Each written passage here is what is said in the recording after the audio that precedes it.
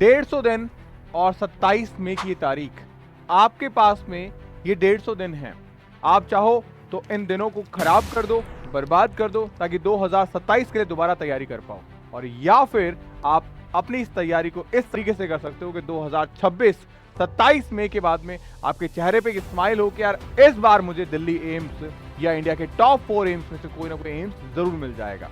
और अगर आपका भी यही ड्रीम है, आप सही प्लेटफॉर्म पे हो, बिकॉज इस ड्रीम को आने वाले इन 150 दिन के अंदर यानी कि 5 महीनों में किस तरीके से कंपीट करना है, ये मैं आपके साथ शेयर करूंगा। मोस्ट वेलकम आप सभी का एक बार फिर से एम्स नर्सिंग इंस्टीट्यूट के शानदार प्लेटफॉर्म पे।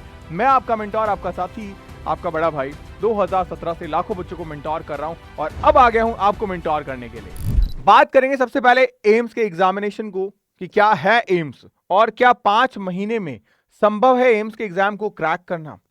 It is possible right now. क्या physics, chemistry, bio, 11th and 12th का सिलेबस, साथ में जीके, क्या ये कवर करना संभव है? जीके पढ़े तो कहां से पढ़ें? क्या सारी चीजें हमें इस बुक में मिल जाएगी? बहुत सारे तमाम क्वेश्चन बच्चे मुझसे पूछते हैं। नया बैच कब शुरू हो रहा है? 1 तारीख से जो बैच शुरू हुआ है, क्या उसमें हमें सब कुछ पढ़ाया जाएगा? टेस्ट सीरीज में क्या मिल रहा है? डिटेल में मॉक टेस्ट है या नहीं है? चैप्टर वाइज है या नहीं है? सारे क्वेश्चन, लेकिन सवाल इस वीडियो में आपको मिल जाएंगे। सबसे पहली चीज अगर मैं बात करूं एम्स के एग्जाम को लेके, तो आपको पता होगा एम्स इंडिया में टोटल कुल मिला के 24 है, उसमें से 18 एम्स ऐसे हैं जहां बीएस नर्सिंग के कोर्सेज होते हैं। कितने एम्स से? 18 एम्स ऐसे हैं जहां बीएस नर्सिंग के कोर्स हैं। ये पूरा का पूरा मैंने मैप लेके आपके सामने आ चुका हूं। एम्स जम्मू से लेके एम्स मदुराई तक, एम्स मलंगिरी से लेके एम्स गोरखपुर तक, एम्स भुवनेश्वर से लेके एम्स रोलोपुर तक, सब कुछ आपके पास में है। ये सारी चीजें हैं। इसके साथ अगर मैं कुछ एक डेटा की और बात करूं तो 2025 के अंदर एम्स में काउंसलिंग के अंदर 18 एम्स ने पार्टिसिपेट किया। करीब 2.5 लाख बच्चों ने फॉर्म फिल किया था, बिकॉज नीट के 3 दिन बाद भी फॉर्म ओपन रह गए थे। इन 2.5 लाख में से अप्रॉक्स 1 लाख बच्चे एग्जामिनेशन में अपीयर भी किए थे। अब जो ये 1 लाख बच्चों का कंपटीशन था, इसके बारे में अगर मैं बात करूं तो यहां से आगे चीजें आती हैं कि करीब 19,960 बच्चों को एम्स ने काउंसलिंग के लिए अपीयर किया था। कि यही वो 20,000 बच्चे थे अप्रॉक्स जो क्वालिफाई कर गए थे, जो सच में इंपॉर्टेंट या मैं कहूंगा सच में क्रीम लेवल के जो बच्चे थे वो यही थे। आप सोचो 2.5 लाख बच्चों में से सिर्फ एम्स ने सेलेक्ट किया 20,000 बच्चों को, जबकि एम्स के पास में सीटें और कम हैं। कितनी सीटें उस पर भी मैं आऊंगा। ये सब चीजें मैं आपको इसलिए बता रहा हूं ताकि आप कंपटीशन को फील कर पाओ और फिर अपनी तैयारी के अंदर लग पाओ। 20,000 बच्चे आपके पास में थे जिन्होंने एम्स को सेलेक्ट किया कि नहीं यार एम्स चाहता है कि इनमें से बच्चा है हमारे पास में। आप देखोगे इन 20,000 बच्चों में से कितने बच्चों को सीट मिलनी थी। अगर सीट्स की बात करेंगे बीएससी नर्सिंग के अंदर 1291 सीटें थी। 1291 सीटें।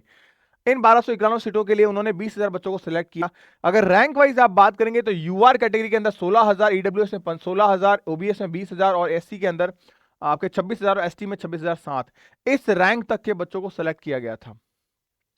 अगर आप यहां पे कट ऑफ को लेके बात करेंगे तो मैं आपको बताऊंगा कट ऑफ जो है रही आपकी, तो कट ऑफ के अप्रॉक्स अगर 507, ईडब्ल्यूएस में 122, ओबीसी में 330, एससी में 181 और एसटी 91, ये तो हमारे पास मेरा सीट का डिस्ट्रीब्यूशन। ये आपके पास में टोटल रही कट ऑफ के इस रैंक तक के बच्चों को ही अलाउ किया गया काउंसलिंग में। यानी कि मोटे मोटे तौर पे आप देखो, अगर आप यूआर कैटेगरी से आते हो तो ओपन राउंड में भी 16,000 रैंक तक बच्चों को मिला है। यानी 16,000 रैंक हमें लेके आनी पड़ेगी अगर 2.5 लाख बच्चा फॉर्म भर रहा है और 1 लाख बच्चा अगर सिंसियर है, उसमें से हमें टॉप 20,000 में आना पड़ेगा काउंसलिंग में पार्टिसिपेट करने के लिए। सिलेक्शन की बात नहीं हो रही यहां, और ये चीजें संभव है, आप कर सकते हो, लेकिन कुछ सेलेक्टिव तरीके से। अगर मैं राउंड्स की बात करूं तो फर्स्ट राउंड के अंदर आपके पास में करीब 398 सीट्स वेकेंट रह गई थी। सेकंड राउंड में बात करें तो 226 सीट्स वेकेंट रह गई थी। यानी फर्स्ट एंड सेकंड राउंड में सीट्स वेकेंट रहती है, इसी वजह से वो 16,000, 26,000, 27,000 जो आपके पास काउंसलिंग के लिए बुलाए गए स्टूडेंट्स की रैंक थी वो इसीलिए आ रही थी। तो ये मैंने आपको मोटे मोटे तौर पे 2025 का पूरा डेटा बता दिया। अब मैं आपको वो चीजें बताता हूँ जो जरूरी है आपके लिए। नंबर 1 चीज, सबसे पहली चीज कि आपके पास में आपके एग्जाम को क्रैक करने के लिए 5 महीने हैं। इन 5 महीनों को बांट दो, क्योंकि can you crack your AIIMS examination, तो हाँ कर सकते हो, लेकिन यहां पे एक बट जरूर आता है। और इस बट का मतलब है एक राइट प्लान के साथ कर सकते हो, एक सही उम्मीद के साथ कर सकते हो। अगर सिर्फ आप उम्मीद कर रहे हो कि मैं बस सोच लेती हूं, ख्याली पुलाव बना लेते हैं, डे ड्रीमिंग कर लेते हैं, तो नहीं हो पाएगा। झूठ है ये बात, मत करो, छोड़ दो। क्योंकि एक सही प्लान का मतलब क्या होता है कि बायो आपका कैसा है, केमिस्ट्री आपका कैसा है, फिजिक्स आपका कैसा है और एडिशनल सब्जेक्ट जीके को आप कैसे डील करोगे। अगर ये आपका वीक है तो इसको आप कितना समय दोगे। इसमें अगर आपके पास में 28 चैप्टर हैं तो इसमें से कितने चैप्टर आपको करने कंपलसरी हैं। केमिस्ट्री में कैसे भागोगे, बायो में कैसे भागोगे, कितने एमसीक्यूज लगाओगे, कितने पीवाईक्यू पेपर्स लगाओगे, ये पूरा प्रॉपर प्लान आपके पास में होना चाहिए, तब जाके आप कर पाओगे। अगर ये प्रॉपर स्ट्रेटेजी, प्रॉपर प्लान आपके पास में है, इसका मतलब आप फर्स्ट स्टेप को फॉलो कर चुके हो। नंबर 2 आपके पास में होना चाहिए। अगर आपके पास ये नहीं है तो मैं आपको बता दूं, आपके उम्मीद प्लस बैच में हम आपको पूरा प्रॉपर प्लानर दे चुके हैं बहुत शानदार तरीके से, जहां आपको हर एक लेक्चर्स, हर एक चैप्टर के बारे में बताया जा रहा है कि ये चैप्टर इतने लेक्चर्स में खत्म हो जाएगा, उसके बाद उसके एमसीक्यूज होंगे, उसकी टेस्ट सीरीज होगी बहुत धमाकेदार तरीके से। मैं आपसे सिर्फ इतनी आपको गारंटी दे सकता हूं कि अगर कोई बच्चा सिर्फ इस चीज को फॉलो कर लेगा, सिर्फ फॉलो कर लेगा कि भैया मुझे आप 8 से 10 घंटे दे दो, इस 8 से 10 घंटे मुझे करना क्या ये बता दो, आपने सिर्फ क्लासेस की, ओनली क्लासेस, उसके बाद में जो हम टेस्ट सीरीज में आपको क्वेश्चन पेपर दे रहे हैं वो टेस्ट पेपर किए, उसके डिटेल सॉल्यूशन आपने चेक किए। मैंने क्या कहा, डिटेल सॉल्यूशन चेक करना कंपलसरी है। ये 3 चीजें की, एग्जाम का एक भी ऐसा सवाल नहीं होगा जो आपने देख नहीं रखा हो, जो आपसे बन ना जाए। करीब करीब 18,000 क्वेश्चन में आपको टेस्ट सीरीज में करा रहा हूं with the additional subjects. Proper सारी चीजें सिस्टमैटिक तरीके से मिलेगी, मजा आ जाएगा आपको। इस लेवल पे कंटेंट आपको डिलीवर कर रहा हूं मैं, ये मेरा वादा है आपसे। इसके अलावा लास्ट टाइम में बच्चों को डाउट रहता है कि भैया हम किताबें कैसे पढ़ें, हम नोट्स कैसे बनाएं। नहीं बनाने नोट्स आपको, हमने ये चीज भी मेहनत कर रखी है आपके लिए। ये सारी चीजों के अंदर फिजिक्स, केमिस्ट्री, बॉटनी, जूलॉजी सारी चीजें मिल रही है। इसके अलावा अब मैं आपको जीके की प्रॉपर बुक दे रहा हूं। सब चीजें, हर एक चीज आपको आपके घर पे मिल जाएगी, बनी बनाई। बस आपको अब मेहनत करनी है, लग कर टेबल पे पढ़ना है। स्टेप नंबर 2 हमारे पास में आता है, एम्स का एग्जाम हवा से नहीं निकलता। आपको यहां पे स्पीड भी चाहिए, आपको यहां पे एक्यूरेसी भी चाहिए, और एनसीईआरटी की क्लियरिटी तो मोस्ट इंपॉर्टेंट है। अगर कोई बच्चा ये सोच रहा है कि विदाउट एनसीईआरटी के मैं एग्जाम को क्लियर कर लूं, तो झूठ है भाई। आज छोड़ दो तुम तैयारी को, तुमसे नहीं हो पाएगा, विदाउट एनसीईआरटी के नहीं हो पाएगा। और एनसीईआरटी भैया समझ में नहीं आती, उसी के लिए तो मैंने ये बुक निकाली है।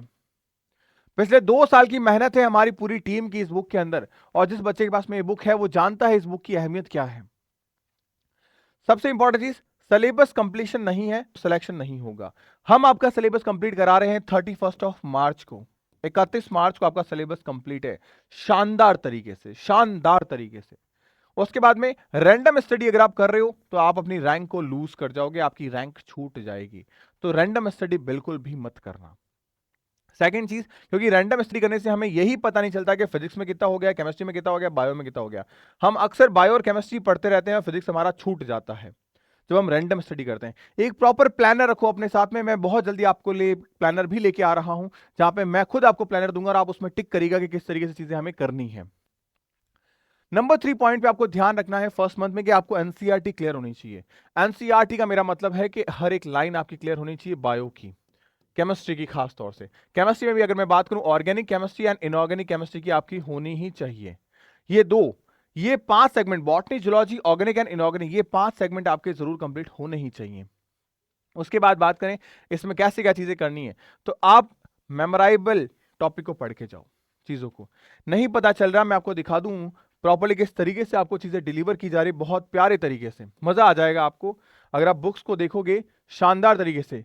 ये सारी किताबें आपके घर पे आ रही है, अगर आप इसमें देखोगे सारी चीजें किस तरीके से आपके पास में, ये रही बुक, और बुक के अंदर देखो आप सिस्टमैटिक तरीके से सारा कंटेंट आपको मिल रहा है, बहुत अच्छे तरीके, बेहतरीन तरीके से मिल रहा है। मैं आपको दिखाता हूं, रुकिए, ताकि आपको प्रॉपर कंटेंट दिख जाएगा बहुत शानदार तरीके से। ये आपके पास में बुक रही, सारी चीजें सिस्टमैटिक वे में मिलेगी आपको, एकदम कंसाइज वे में। थोड़ा सा मैं इसको और क्लियर कर दूं, आप देखो, ये आपकी जूलॉजी की बुक रही, यहां पे ये आपको चीजें मिल दिख रही है।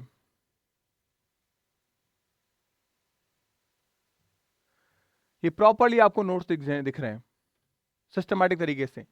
अब देखो यहां पे आपको चार्ट वगैरह सब चीजें दिख रही है प्रॉपर, और इसी तरीके से पूरी कंप्लीट बुक है। नॉट सिर्फ बायो, फिजिक्स की भी ऐसी है, केमिस्ट्री की भी ऐसी है, बहुत शानदार तरीके से हर एक चीज हमने पॉइंटर वाइज निकाल रखी है, डायग्राम एंड चार्ट वाइज रखी है सब चीजें, ताकि आपके दिमाग में छप जाए चीजें कि अच्छा इस तरीके से होती है सब कुछ। बहुत मजेदार तरीके से हमने सारी चीजों को रखा हुआ है कंप्लीटली। आपकी जीके की बुक भी ऐसी है और कलरफुल फॉर्मेट में है सारी चीजें, ध्यान रखिए, ताकि चीजें फोटोग्राफिक मेमोरी के तौर पे आपको याद रहे। तो पहली चीज तो ये।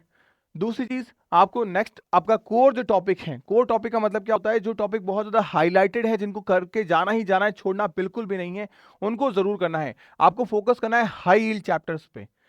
आपके फिजिक्स के अंदर 10-10 चैप्टर, केमिस्ट्री के अंदर 10-10 चैप्टर, बायो के अंदर मैंने 15 चैप्टर की एक प्रॉपर एक वीडियो बना के रखी है आप लोगों के लिए, और मैंने बताई भी आपको कि आपको करना कुछ नहीं, बस इन 35-45 चैप्टर्स को कंप्लीट करके जाओ, तुम्हारे एग्जाम का मैक्सिमम पेपर यहां से आके गिर जाएगा। पहले इन्हें तो कवर कर लो, पहले एटलीस्ट उन्हें कवर कर लो, ताकि 40% सिलेबस को कवर करके हम 70% मार्क्स लेके आ सकते हैं। और इट इज पॉसिबल। ये आपको बायो में, फिजिक्स में, केमिस्ट्री में करना है। जीके को लेकर डरना नहीं, क्योंकि जीके की ऑलरेडी क्लासेस में आपके यूट्यूब प्लेटफॉर्म पे लेके आ रहा हूं, तो सब चीजें मिल रही है आपको। नाउ आपको सिलेबस को कंप्लीट करना है। सिलेबस कंप्लीट कभी भी ध्यान रखना, ऐसा नहीं होता कि बस हाँ हमने पढ़ लिया कंप्लीट हो गया। 70% सिलेबस आपका कंप्लीट होता है जब आप पढ़ते हो, 70% सिलेबस। उसके बाद में आप प्रॉपर उनकी क्वेश्चनिंग करते हो, प्रॉपर क्वेश्चन लगाते हो, उसके बाद में आप पीवाईक्यू पेपर्स लगाते हो, तब जाके सारी चीजें आपकी प्रॉपरली हो पाती है, तब आपका सिलेबस कंप्लीट होता है। क्योंकि पीवाईक्यू क्वेश्चन पेपर लगाने से आपको पता चलता है कि हाँ सच में एग्जाम का लेवल और मेरा लेवल, एक स्टूडेंट का लेवल मैच कर रहा है कि नहीं कर रहा है, ये चीजें पता चलती है आपको। तो ये चीजें आपको ध्यान रखनी है। नंबर 4 पे आपके पास में कि अब आप रिवाइज करो, जो भी आपने सिलेबस पढ़ लिया उसको रिवाइज कैसे करेंगे। कंप्लीट सिलेबस को आपको रिवीजन करना बहुत जरूरी है, ताकि आपको पता चल पाए तो आप क्या भूल रहे हो, और दूसरी चीज, एग्जाम के टाइम पे क्या संभव है हमारे लिए कि तीनों सब्जेक्ट्स को पढ़ना। अच्छा तीनों छोड़ो, एक एक सब्जेक्ट को भी पढ़ना एक दिन के अंदर, इसको पॉसिबल बनाना है। और इसको पॉसिबल बनाने के लिए बहुत जल्दी मैं आपके लिए एक वीडियो लेके आऊंगा, जहां 5 घंटे में कंप्लीट बायोलॉजी को मैंने कैसे पढ़ा था जब मैंने अपना नीट एग्जाम क्रैक किया था। विद इन अ 5 आवर 5 घंटे में पढ़ना संभव है, आप भी कर सकते हैं, ये मैं आपको बताऊंगा किस तरीके से। इसके अलावा आप कोशिश करो कि यहां पे इनिशियल लेवल पे वीक के अंदर 2 मॉक टेस्ट दो, लेकिन अगर आप मेरे साथ जुड़ रहे हो तो 31 मार्च होने के बाद में हम हर रोज 2 मॉक टेस्ट देंगे, एक मॉर्निंग में, एक इवनिंग में, एक मॉर्निंग में, एक इवनिंग में। हमारा कोई काम नहीं होगा, पूरा सिलेबस कंप्लीट करने के बाद में हम मॉर्निंग में मॉक टेस्ट देंगे, 2 घंटे मॉक टेस्ट से बिताएंगे, उसके बाद में पूरा दिन बैठ के हम उस मॉक टेस्ट को सॉल्व करेंगे, उसके सॉल्यूशन देंगे, कहां गलतियां रह गई उन गलतियों को सुधार करेंगे। फिर इवनिंग में फिर मॉक टेस्ट देंगे 6 बजे, और फिर उस मॉक टेस्ट का सॉल्यूशन करेंगे। तो इस तरीके से हम हर रोज बैठ के हमारे सब्जेक्ट को इस तरीके से कैलकुलेट कर लेंगे कि मजा आ जाएगा कि हाँ यार, एक दिन में हम 2-2 बार physics, chemistry, bio and GK चारों सब्जेक्ट को घुमा रहे हैं हमारे दिमाग में, क्योंकि हम हर रोज हमारे एग्जाम को जिएंगे। उसके बाद में पॉइंट नंबर 5 पे बात करें तो मॉक टेस्ट आप जो दे रहे हो उसको प्रॉपर एनालिसिस करने के बाद में आपका रिस्पॉन्सिबिलिटी होनी चाहिए कि जो गलतियां आप कर रहे हो उसकी एक एरर बुक डाल दो, क्योंकि ये एरर बुक आपको एग्जाम से 1 वीक पहले देख के जरूर जानी है, क्योंकि यही वो गलतियां हैं जो तुम्हारे मार्क्स कटाती है, नेगेटिव लेके आती है, और यही तुम वापस रिपीट करोगे अगर तुम यहां मेंशन नहीं करोगे। तो ये एरर बुक जरूर बनानी है। इन मिस्टेक्स को आप जितनी बार देखोगे ये मिस्टेक्स दोबारा नहीं होगी। हम जानबूझ के कभी उस गड्ढे में नहीं गिरते जो हमें दिख जाता है, अनजाने में गिरते हैं। तो यहां पे वो गड्ढा आपको दिख चुका है तो उस गड्ढे को मेंशन कर दो, तो तुम जानबूझ के गलती एग्जाम में कर ही नहीं सकते। और यही एक ऐसी चीज है जो बच्चा करता नहीं है, उस वजह से वो बार बार उन्हीं सवालों को नेगेटिव करके आता है। तो यहां आपकी स्पीड और एक्यूरेसी पे आप काम करेंगे तो अपने आप आपकी स्पीड बढ़ेगी पहले, और फिर एक्यूरेसी बढ़ेगी, क्योंकि यहां पे आप घड़ी लगा के बैठो, घड़ी लगा के बैठोगे तो आराम से चीजें होगी तुम्हारी, क्योंकि यहां पे 1 मिनट में एक सवाल को सॉल्व करना है। एंड नाउ रिवीजन के साथ साथ हमें चाहिए मॉक टेस्ट, तो लास्ट 1 मंथ में हमें यही करना है, रिवीजन करो, मॉक टेस्ट दो। यहां आप कोई नया टॉपिक नहीं पढ़ना, क्योंकि हम ऑलरेडी पहले सब कुछ पढ़ चुके हैं, सब कुछ पढ़ चुके हैं। अब आप अपने स्लीप रूटीन को फिक्स करो। ऐसा नहीं कि लास्ट टाइम पे पैनिक कर जाओ, अक्सर मैंने देखा है बच्चे पैनिक करते हैं, लास्ट टाइम पे सोना छोड़ देते हैं, खाना छोड़ देते हैं, अब हेल्थ इशू होते हैं, फिर बोलते हैं नेक्स्ट ईयर तैयारी करते हैं, बोलते हैं भैया लास्ट टाइम पे मेरे को ना टाइफाइड हो गया था, जॉन्डिस हो गया था। क्यों रिस्क लेना भाई, जब हम हमारे बुक्स स्टडी के साथ रिस्क ले रहे तो हेल्थ के साथ क्यों इशू करें, क्योंकि अगर हेल्थ के साथ इशू किया तभी तो हमारे स्टडी को या हमारे एग्जाम को अफेक्ट करेगा। तो ध्यान रखना ये चीजें बहुत ज्यादा जरूरी है हमारे लिए, तो इन चीजों पे भी फोकस करना है हमें। एंड नाउ जो हमारी एरर बुक थी, उस एरर बुक में हमें क्या करना है, हर टेस्ट के बाद में क्वेश्चन मेंशन किया कि अच्छा ये गलत किया, क्यों गलत किया, ये करना सिली मिस्टेक थी मेरी, मैं फॉर्मूला मिस कर गई, या मुझे आता ही नहीं था, ये सब चीजें चेक करना। इससे आपको पता चलेगा कि आपकी प्रिपरेशन में गड़बड़ी कहां हो रही है, क्योंकि आता ही नहीं था इसका मतलब तो आपने कोई टॉपिक स्किप कर दिया है, सिली मिस्टेक की इसका मतलब इसका रिवीजन की कमी है, और यहां पे अगर फॉर्मूला याद नहीं इसका मतलब आपकी रिवीजन सही नहीं है। तो इससे आपकी कमियां पता चलेगी, आपको काम करना कहां है, ये चीजें आपको ध्यान रखनी है, तब जाके आप प्रॉपर्ली चीजों को कर पाओगे। कॉमन मिस्टेक जो बच्चा करता है, अब जीके को इग्नोर करता है, लास्ट टाइम पे पढ़ूंगा, नहीं ऐसा नहीं करना है।